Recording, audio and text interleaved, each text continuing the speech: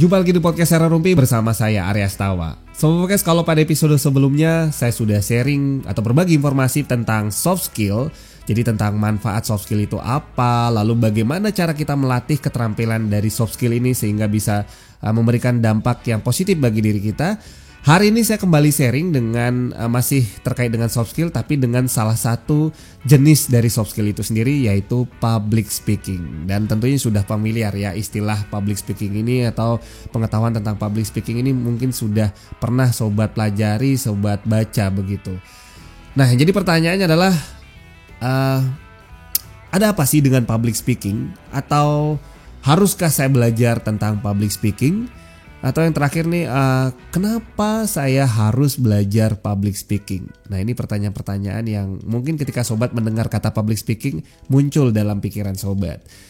Bagi sobat yang saat ini sedang masa studi begitu ya, sekolah maupun juga kuliah begitu, mungkin punya cita-cita nantinya begitu, tidak terkait dengan banyak dengan public speaking. Jadi yang dicita-citakan tidak terkait dengan banyak dengan public speaking. Tidak kepikiran misalkan profesi-profesi yang biasanya dikaitkan dengan public speaking. Aduh, saya gak kepikiran menjadi seorang presenter televisi, atau ahli politik, diplomat, ahli hukum, misalkan sebagai seorang pengacara. Ataupun gak kepikiran banget untuk menjadi seorang jubir dari presiden, misalkan seperti itu. Sehingga apa iya saya harus belajar tentang public speaking? Mungkin itu sempat terbersit dalam pikiran sobat. Kemudian bagi sobat yang saat ini sudah bekerja atau sebagai seorang profesional, pekerjaannya atau aktivitas dari profesinya tidak banyak juga terkait dengan dunia cuap-cuap yang selalu diidentikan dengan public speaking ya, cuap-cuap. Aduh, ya begitulah. Oke. Misalkan sobat seorang arsitek, pekerja teknis, seorang kameramen, atau misalkan seorang programmer, seorang staf bendahara, atau pekerjaannya sobat lebih banyak terkait dengan di belakang layar begitu ya, sebagai tenaga administratif.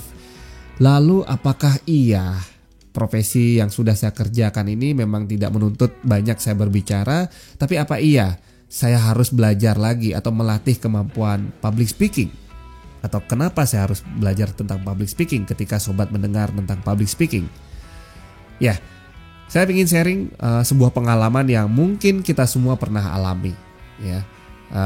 Pada saat masa sekolah misalkan seperti itu, atau pada saat masa studi, kita pastinya pernah ditugaskan untuk membuat sebuah cerita, entah mengarang, entah menuliskan sebuah makalah. Lalu kita membuatnya dengan sebaik-baiknya, dan ternyata tulisan kita tentang sebuah cerita atau makalah ini sangat menarik.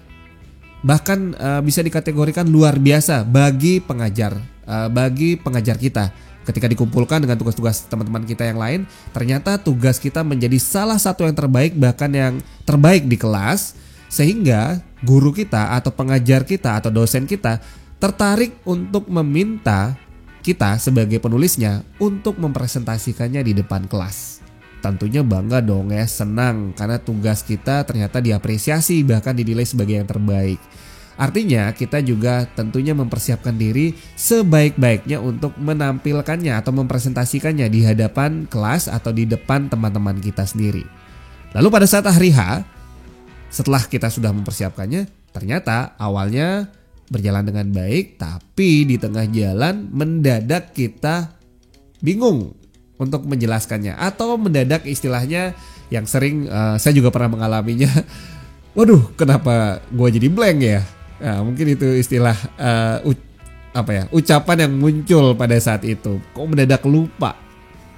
Atau sebenarnya sudah berjalan begitu ya, sudah sampai ke isi dari apa yang kita tulis, dari konten yang kita buat. Ternyata tiba-tiba muter-muter ngobrolnya, menjelaskannya muter-muter, sehingga sesuatu yang kita tulis yang hebat tadi, yang luar biasa keren tadi, mendadak menjadi membosankan dan tidak menarik lagi disimak oleh para pendengar kita. Pernah mengalami seperti itu sobat? Nah, oke. Kemudian bagi sobat yang saat ini sudah bekerja gitu ya, sudah punya profesi, suatu saat ya dari profesi atau pekerjaan yang sobat jalan ke tiba-tiba diminta untuk membuat laporan. Ya kalau tadi yang sekolah, yang studi, membuat sebuah cerita, ini membuat sebuah laporan, lalu diminta untuk mempresentasikannya di depan klien. Karena salah satu pekerjaannya sobat ternyata sangat menarik, dan itu atasan Anda, atasan sobat tertarik dengan pekerjaan Anda dan apa yang Anda sobat tuliskan, kemudian diminta untuk dipresentasikan di depan klien atau di depan direksi atau di depan pimpinan yang lainnya. Tentu ini kesempatan yang luar biasa dong ya untuk karir dari tempat sobat bekerja atau profesi yang sobat jalankan. Pertanyaannya masih sama, apakah sobat masih butuh yang namanya melatih keterampilan public speaking ketika kesempatan seperti itu datang? Ya sobat, dari pengalaman saya pribadi sebagai seorang public speaker begitu ya, beberapa manfaat yang saya rasakan dari yang namanya melatih keterampilan public speaking ini sendiri itu ada beberapa hal. Ya ini dari pengalaman saya sendiri. Yang pertama adalah ketika kita melatih kemampuan keterampilan kita untuk berbicara di depan publik, di depan umum atau ya di depan komunitas, di depan orang banyak begitu ya. Saya merasakan manfaatnya seperti kita akan mampu untuk berbicara secara runut, secara terarah, secara terstruktur begitu sobat. Sehingga apa yang kita sampaikan menjadi menarik, tidak berputar-putar, dan tentunya orang bisa memahami apa yang kita bicarakan. Nah ini salah satu manfaat dari belajar melatih keterampilan dari public speaking itu sendiri. Dan yang kedua, yang gak kalah pentingnya adalah ini bagi semua orang tentunya, dengan melatih kemampuan atau keterampilan public speaking, kepercayaan diri kita juga ikut meningkat atau terlatih. Ya, sehingga kita mampu untuk siap ketemu dengan orang baru, berbicara di hadapan orang baru, ataupun juga di hadapan kaum-kaum profesional yang mungkin baru kita kenal atau sudah kita kenal tapi kita tidak pernah berbicara di depan mereka, kita lebih percaya diri sekarang. Nah, dua manfaat ini saja kalau kita rasakan dan kita latih dengan baik, ini juga berdampak pada karakter kita sehari-hari. Ya, ketika ketemu dengan keluarga, berkumpul dengan keluarga atau sahabat-sahabat dekat kita, tentunya kita menjadi orang yang biasa untuk berbicara dengan terarah, menarik bagi orang lain, dan tentunya ya dampaknya adalah karakter kita juga dilihat oleh orang lain menjadi orang yang supel tadi yang pernah saya ceritakan. Kita mampu menjadi seorang negosiator yang baik biasanya kalau sudah terlatih kemampuan public speaking kita. Ini tentu menjadi plus dong bagi karakter kita sehari-hari, ditambah untuk profesi dan pekerjaan yang kita jalankan saat ini begitu. Oke, itu baru dua manfaatnya. Kemudian manfaat lain dari public speaking ini, bagaimana kita mampu untuk menulis dengan baik. Nah ini juga menariknya. Kalau kita mau melatih kemampuan public speaking kita, otomatis dalam mempersiapkan public speaking yang sifatnya sudah disiapkan atau kita diminta begitu ya, kita mau nggak mau harus menulis, ya, atau mempersiapkan public speaking atau materi yang akan kita sampaikan itu dengan ditulis. Tentunya dengan melatih kemampuan public speaking dari pengalaman saya, kemampuan menulis kita juga ikut meningkat sobat. Nah ini kan menarik ya, sudah bicara kita bagus, kemampuan menulis kita juga ikut meningkat. Ya. Dan karena kemampuan menulis kita meningkat, kita akan membahasnya otomatis. Ini juga yang manfaat yang saya rasakan adalah kemampuan otak kanan dan kiri kita itu makin bekerja makin baik.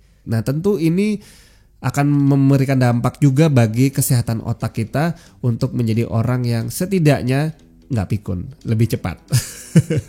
Ya, itu salah satu manfaat dari public speaking. Dan yang terakhir yang saya rasakan dari ketika kita belajar keterampilan public speaking adalah mampu menumbuhkan jiwa kreativitas kita. Nah ini gak kalah penting ya, apalagi di era sekarang. Mampu menumbuhkan jiwa kreativitas kita, terutama pada saat kita diminta secara mendadak untuk berbicara. Loh, berbicara secara mendadak? Iya. Dalam kegiatan informal mungkin sobat pernah mengalami ya, dalam acara keagamaan, acara reuni, acara keluarga, arisan atau apapun yang sifatnya informal begitu. Kadang-kadang karena acara itu diadakan oleh orang-orang terdekat, sahabat-sahabat terdekat, seringkali muncul candaan begitu, tiba-tiba kita diminta untuk maju ke depan, untuk berbicara, untuk bernyanyi dan lain-lainnya. Nah, kalau kita sudah melatih kemampuan public speaking kita, setidaknya ya dengan keterampilan yang kita miliki itu, kita selalu siap untuk mendadak diminta berbicara. Nah, ini salah satu manfaat. Inilah beberapa manfaat maksud saya dari kemampuan public speaking atau melatih kemampuan public speaking kita. Ini dari pengalaman saya. Jadi pertanyaannya adalah, apakah public speaking masih penting buat sobat? Atau kenapa ya kita harus belajar public speaking? Nah, bagi sobat yang sudah mengalaminya dan punya jawaban untuk itu, atau punya komentar terkait dengan public speaking, silahkan sampaikan di kolom komentar. Dan sekian sharing saya kali ini. Sampai jumpa di episode berikutnya.